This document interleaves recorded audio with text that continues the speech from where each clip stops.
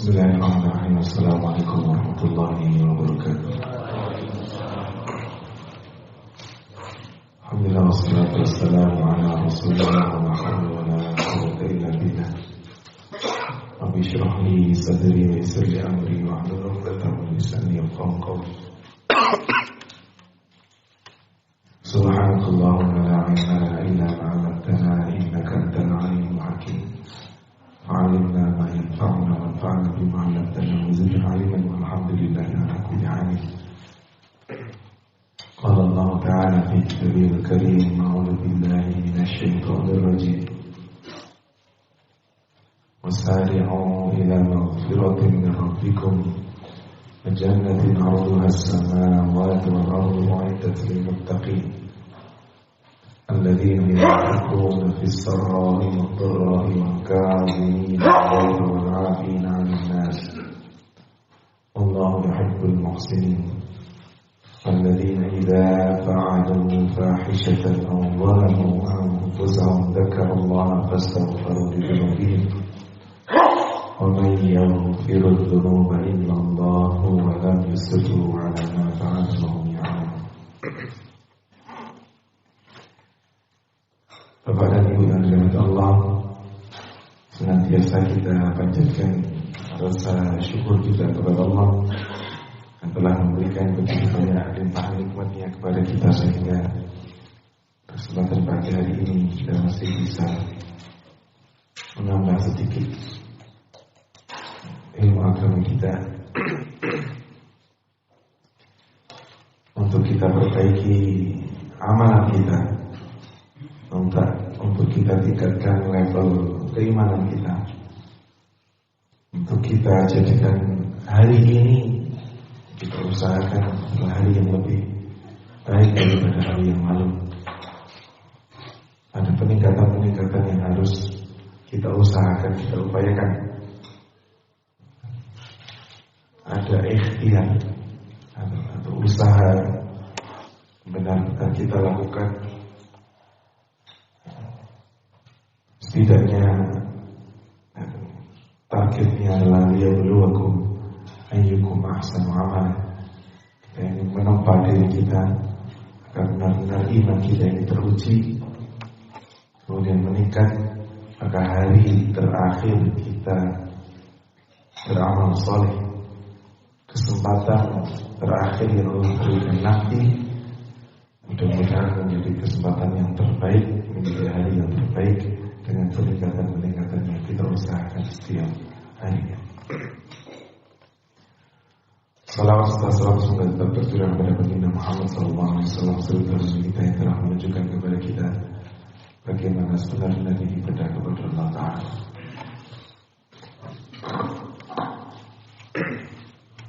Bapak Ibu rahimakumullah, ada kesempatan pagi hari ini yang akan mengajak Bapak Ibu semua untuk mentadabburi firman Allah Subhanahu wa taala surat Ali Imran ayat 133 hingga 135 yang sempat kami baca pada pendahuluan tadi.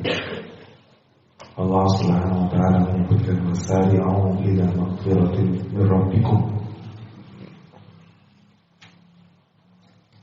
jannatin 'arduha as-samawati wal ardu u'iddat lil muttaqin.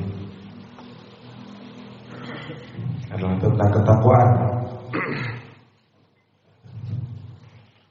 Ketakwaan ini Allah Subhanahu wa taala sebutkan dalam surat Al-Maidah, "Innama yataqabbalu Allahu minal muttaqin." Kita yang sehari-hari berusaha mendatangi perintah-perintah Allah, melaksanakan ibadah-ibadah, diingatkan oleh Allah Subhanahu wa taala, "Innama yataqabbalu Allahu minal muttaqin." Allah Subhanahu wa taala hanya menerima dari orang-orang yang bertakwa.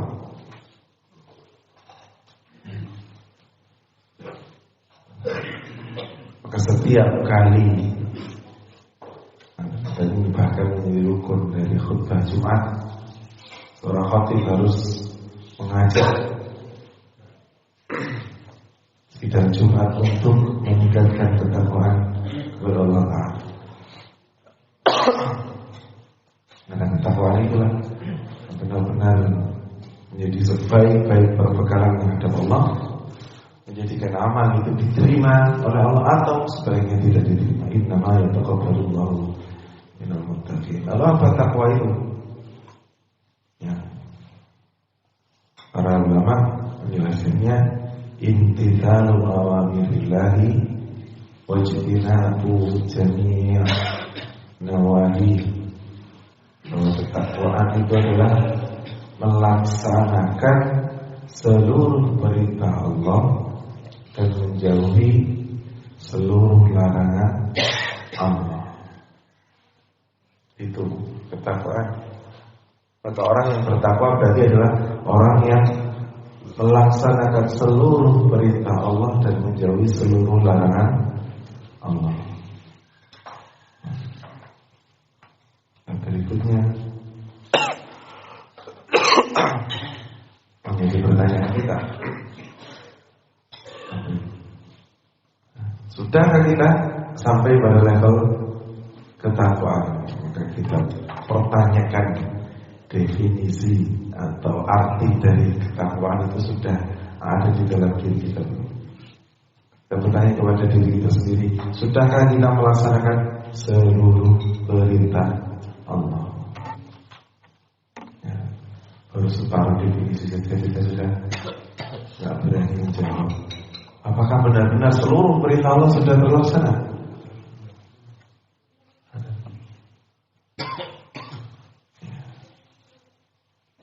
Bisa jadi kita ini dipanjangkan usianya oleh Allah karena memang ada perintah-perintah Allah yang belum kita tunaikan, belum kita laksanakan. Separuh berikutnya definisi dari takwa adalah menjauhi seluruh larangan Allah. Apakah sudah benar-benar kita menjauhi seluruh larangan Allah, atau masih ada yang dekat dengan kita larangan Allah itu? Atau justru kita ini sedang di tengah-tengah kondisi sedang melakukan larangan Allah.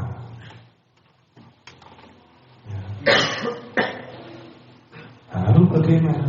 Kita mau seorang bertakwa atau tidak? Kalau ketakwaan itu harus seideal itu, semulus itu, semurni itu, sejernih itu. Ketakwaan itu melaksanakan seluruh perintah Allah dan menjauhi seluruh larangan Allah. Dan mungkin yang sampai level ini adalah Rasulullah dan para sahabat, para nabi dan Rasul dan para sahabat. Sedangkan kita ketemu kemaksiatan di mana-mana, atau justru kemaksiatan itu dari diri kita. Walaupun kita melaksanakan perintah-perintah Allah, mungkin masih jauh dari kesempurnaan. Lalu bagaimana? Bapak Ibu rahimahullah, bahwa definisi penjelasan dari ketakwaan itu memang demikian, seideal itu, tetapi ada tetapi.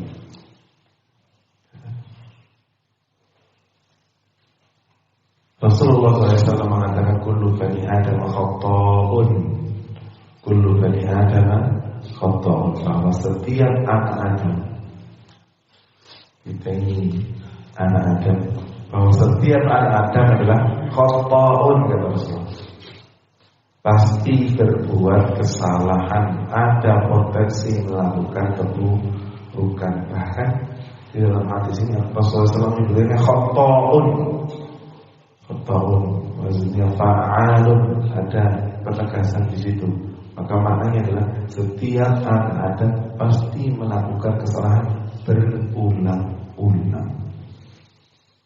Kesalahannya bukan 1-2 kali, tapi mungkin 3 kali setiap harinya.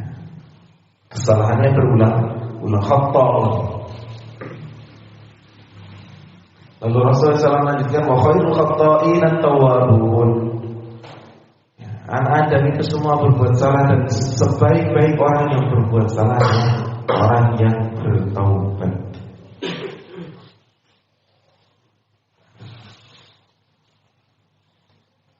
Dikuatkan lagi oleh Allah Subhanahu wa taala dalam surat Ali Imran ayat 133 yang kami baca tadi, wasari'u ila maghfiratin min rabbikum. Perintah kepada orang-orang beriman untuk bersegera, wasari'u, bersegeralah kalian ila maghfiratin min rabbikum, kepada ampunan Allah. Orang beriman itu diperintahkan oleh Allah untuk mengejar-ngejar ampunan dari Allah. Jadi orang beriman itu berbuat salah atau tidak boleh? Berbuat salah. Ini diperintahkan untuk mengejar ampunan Allah. Maka dalam hadis yang lainnya, yang Rasulullah SAW menyebutkan, seandainya seluruh manusia itu bersih, tidak ada yang berbuat kesalahan, maka Allah Subhanahu wa Ta'ala akan binasakan seluruhnya. Dan Allah akan ciptakan hamba-hambanya yang berbuat salah kemudian bertobat, berbuat salah kemudian bertobat, kemudian Allah Subhanahu wa Ta'ala memberikan ampunan.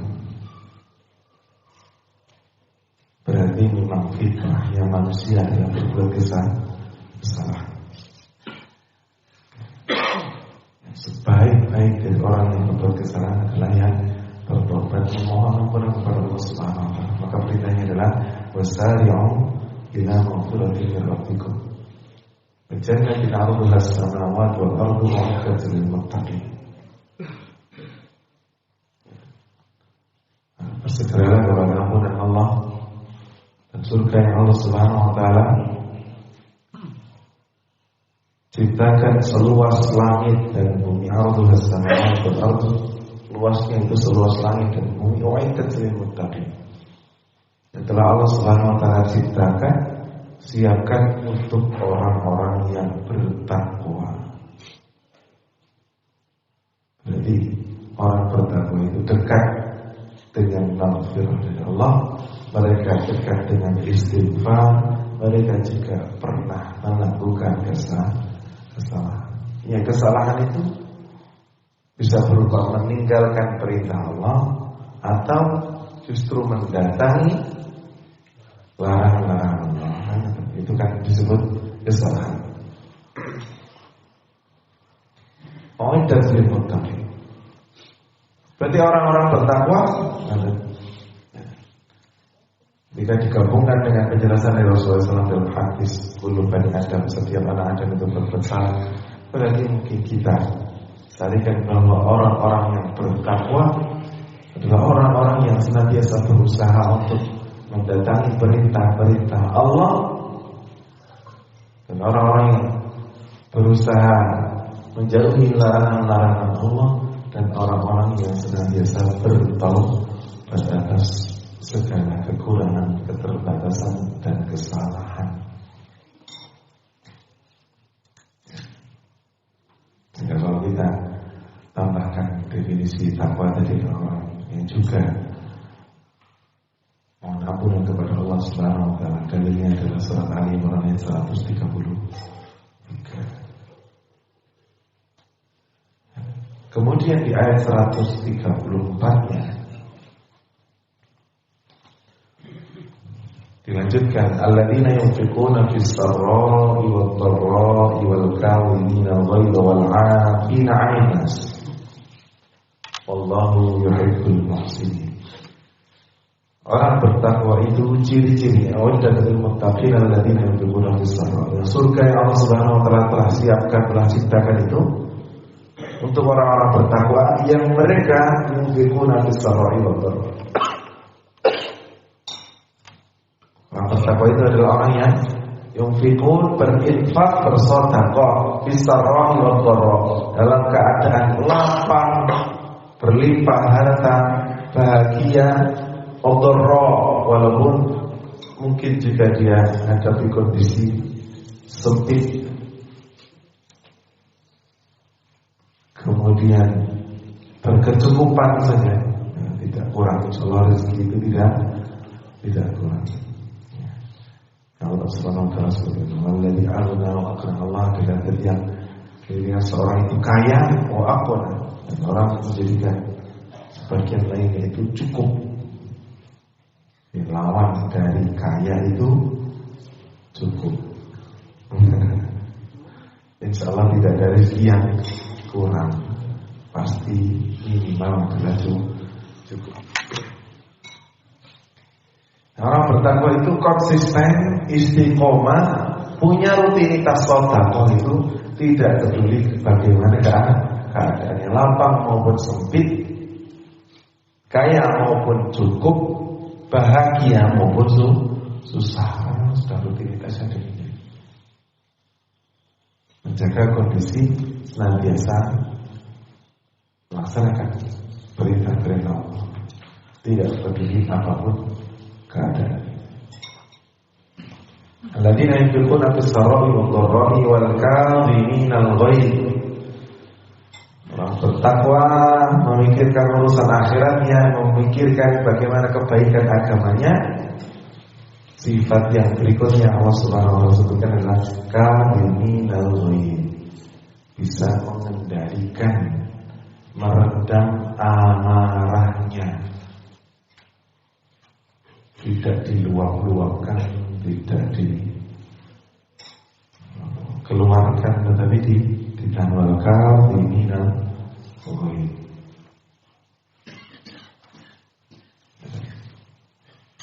Jadi tidak dilampiaskan, ada kemarahan itu tidak dilampiaskan. Punya kesempatan untuk membalas, tapi tidak diambil.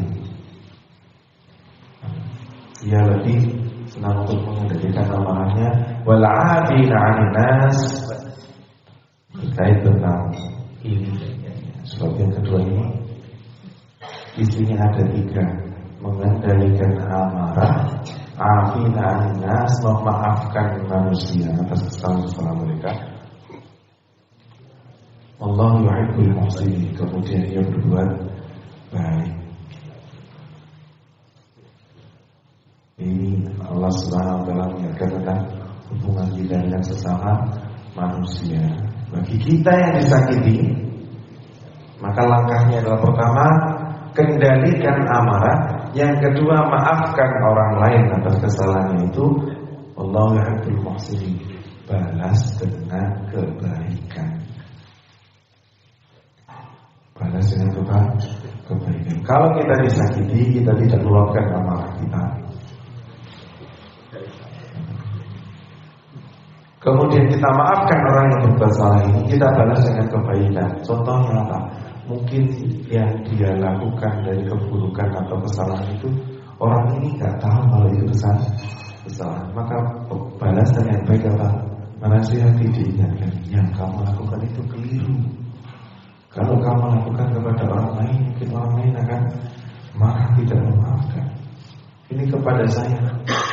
Bismillah, mudah-mudahan saya bisa dengan memaafkan. Atau kita lihat kira-kira ini orang ini pasti tahu ini kesalahan, tapi dia sengaja melakukan itu kepada kita.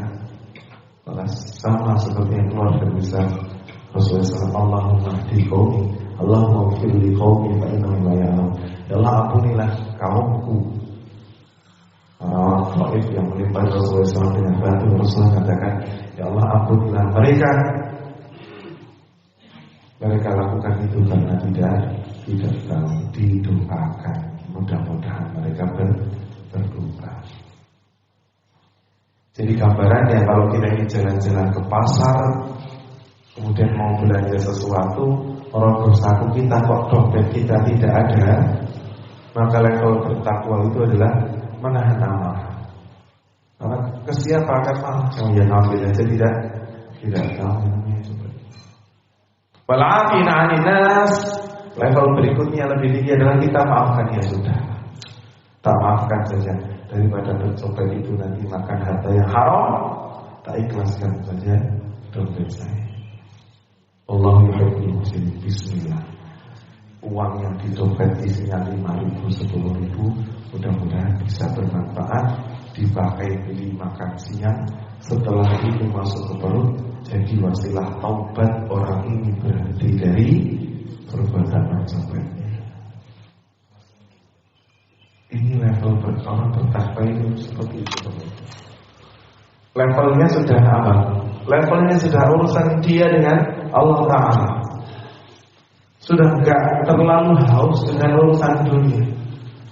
Kalau yang di dalam dompet itu ada 10.000, 20.000, memang rezeki dia pasti akan kembali bagaimanapun caranya. Mungkin bukan uang yang sama persis biasanya, tapi mungkin lancarnya urusan, tapi mungkin kesehatan yang dia dapatkan.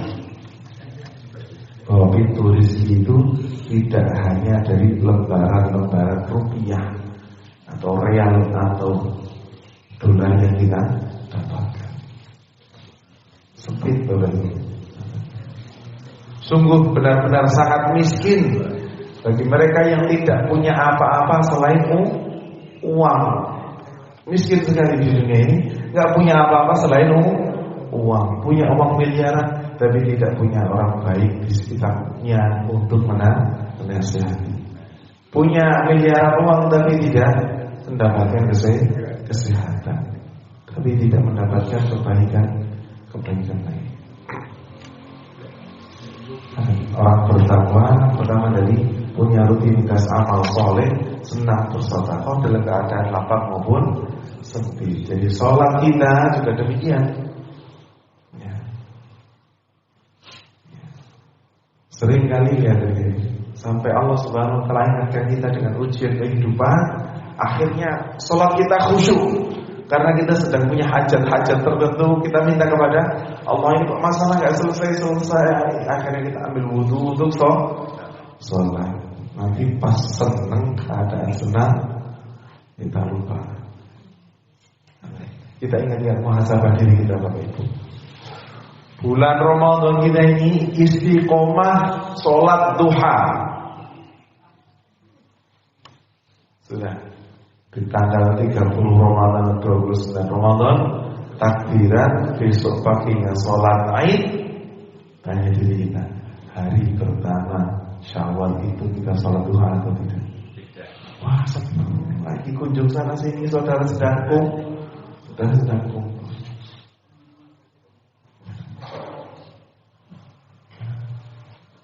Ini tentang keistiqomahan. Ketakwaan itu tentang keistiqomahan. Lapang maupun sempit, suka maupun duka. Kalau keadaan apapun yang konsisten dengan rutinitas amal soleh. Maka ini Allah wal afina 'anil nasi wallahu yuhibbul muslimin. Yang kedua tadi, kita yang muamalah sesama manusia pasti terjadi dengan kegesekan. Ada gesekan-gesekan ketersinggungan. Bahwa kita yang mendapatkan ketersinggungan itu, maka kita yang dapatkan jadi apa yang dituntutkan oleh Allah Subhanahu Wa Taala. Tahan amarah, maafkan, balas dengan kebaikan. Sifat yang ketiga yang menjadi masalah intinya, orang bertakwa itu adalah yang walladzina idza fa'alu fahishatan. Orang bertakwa itu adalah orang-orang yang setelah melakukan fahisyah, keburukan, kemaksiatan, dosa, au dzalamu anfusahum, dosa itu juga menzalimi diri mereka sendiri. Zakarullah, orang bertakwa itu, kalau tadi yang melakukan kesalahan orang lain, dia ringan memaafkan, tahan amarahnya, ringan memaafkan, kemudian balasnya. Kalau dirinya orang bertakwa, kalau dirinya sendiri yang melakukan kesalahan, wa idza fa'alu fahisyatan aw dzalamu anfusahum, atau mereka menzalimi diri mereka sendiri, zakarullah, tanpa jeda Allah langsung menyebutkan. Mereka langsung mengingat Allah, fastaghfiru lidzunubihim, kemudian mereka memohon ampunan, beristighfar atas dosa-dosa mereka. Wa may yaghfiru dzunuba illallah. Siapakah yang mampu memberikan ampunan selain Allah? Tidak ada.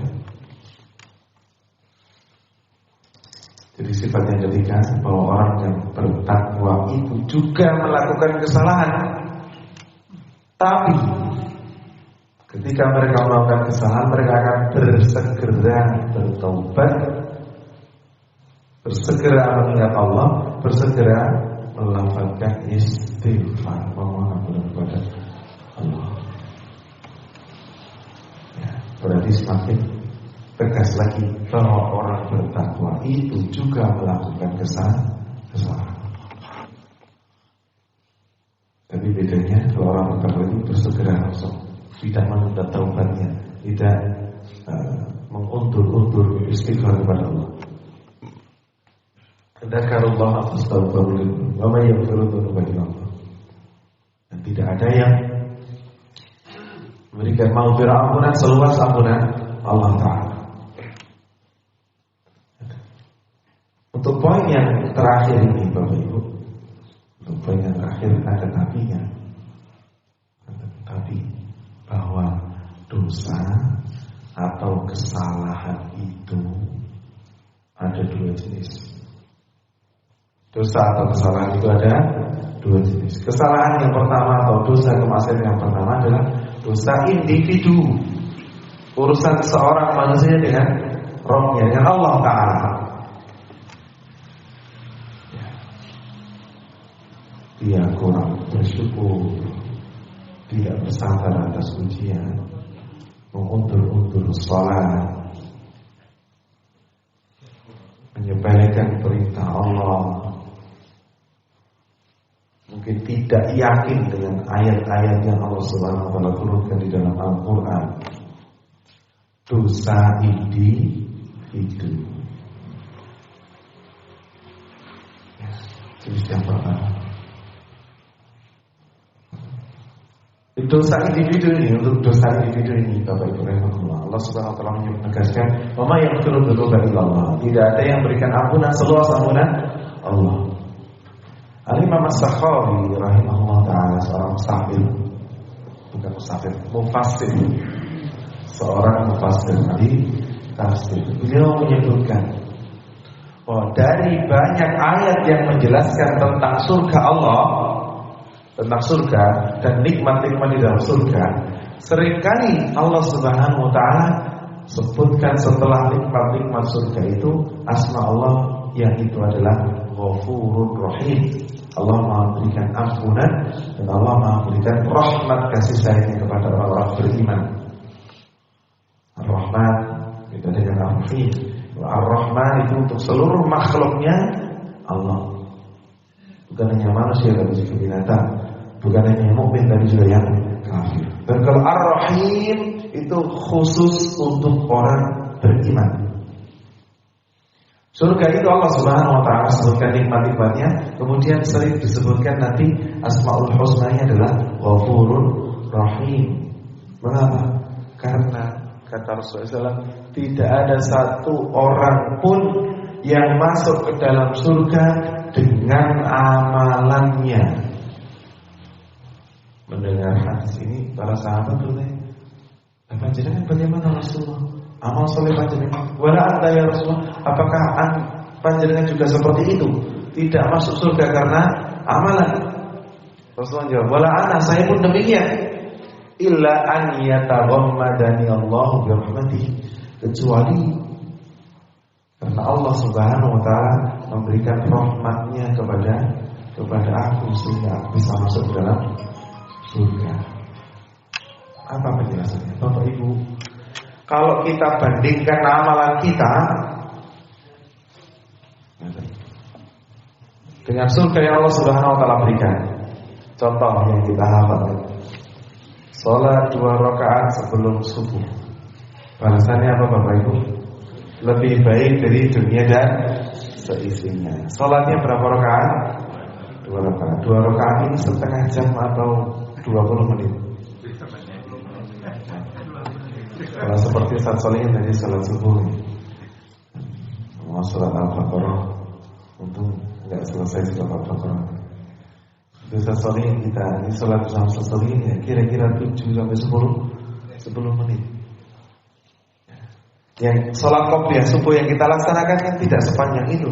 Paling rakaat pertama kulhu, rakaat kedua inna a'tayna, yang kurang lebih hanya 3 menit.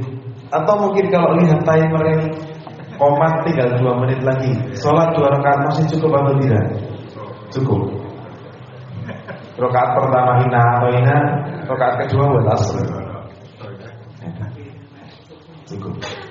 Kembali kepada hadis yang tadi kita semua tahu fadilah keutamaan sholat qobliyah subuh 2 rakaat lebih baik balasannya itu daripada dunia dan seisinya. Sholatnya 2 rakaat hanya 2 menit, balasannya dunia seisinya.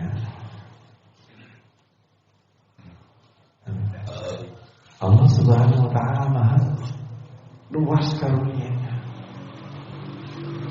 Yang lain ada ibadah namanya puasa Asyura atau puasa Arafah. Berapa hari puasa itu? 1 hari. Bukan seperti puasa Ramadan yang 1 bulan. Puasa Asyura 10 Muharram, puasa Arafah 9 Dzulhijjah. Puasanya 1 hari, balasannya diampuni dosa setahun sebelum dan setelahnya. Puasanya dilaksanakan 1 hari, diskonnya 2 tahun.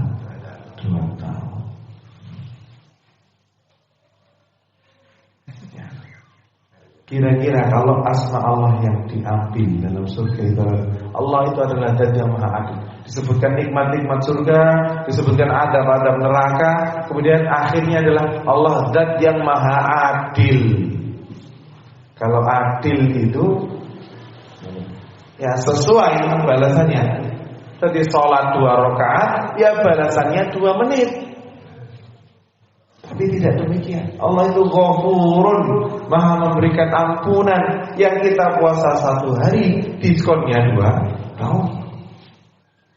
Allah Maha memberikan rahmat, luas sekali anugerahnya. Yang sholat kita ini hanya 2 rakaat, hanya 2-3 menit, tapi keutamaan yang kita dapatkan itu lebih baik daripada dunia seisinya. Ya benar kita bisa resapi apa yang disampaikan oleh Rasulullah SAW. Tidak ada satu manusia pun yang masuk dalam surga karena amalannya.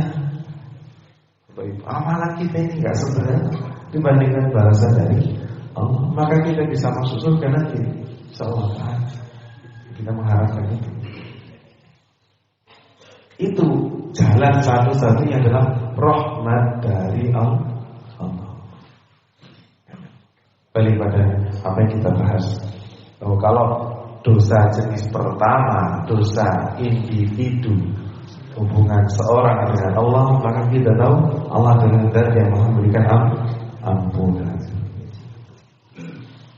Belum selesai.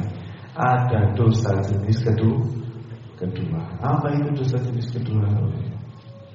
Dosa jenis kedua adalah dosa sosial, dosa